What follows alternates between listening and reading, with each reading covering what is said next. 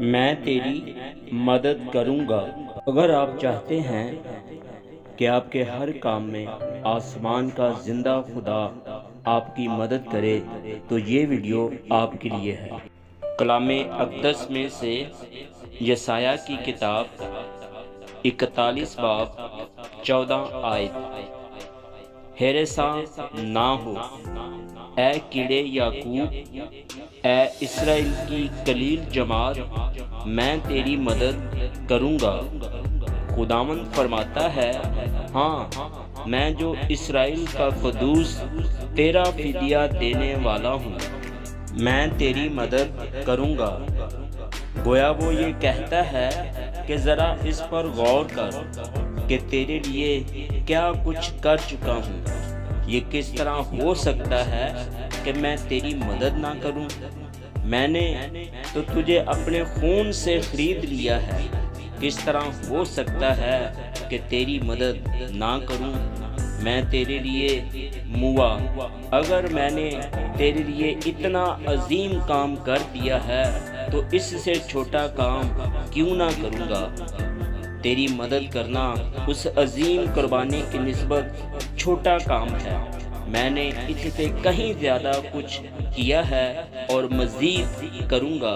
بنائے عالم سے بیشتر میں نے تجھے چن لیا، میں نے تیرے ساتھ عہد باندھا ہے۔ تیری خاطر میں اپنا جلال چھوڑ کر انسان بنا اور پھر اپنی جان دے دی۔ اگر میں نے تیرے لیے اتنا کچھ کیا ہے تو اب ضرور تیری مدد بھی کروں گا۔ تیری مدد کرتے ہوئے میں تجھے وہ کچھ دے رہا ہوں جو کچھ تیرے لیے خرید چکا ہوں۔ اگر تجھے اس سے 1000 گنا زیادہ مدد کی ضرورت ہوتی تو تجھے دے دیتا۔ جو کچھ میں دینے کو تیار ہوں اس کی نسبت تجھے تھوڑے کی ضرورت ہے۔ تو سمجھتا ہے کہ مجھ سے بہت مانگ رہا ہے، لیکن میرے نزدیک یہ نہایت تھوڑا ہے۔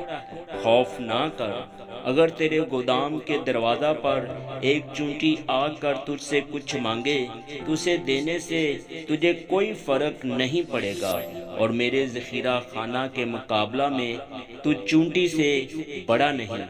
میں تیری مدد کروں گا۔ اے میری جان، کیا یہ کافی نہیں؟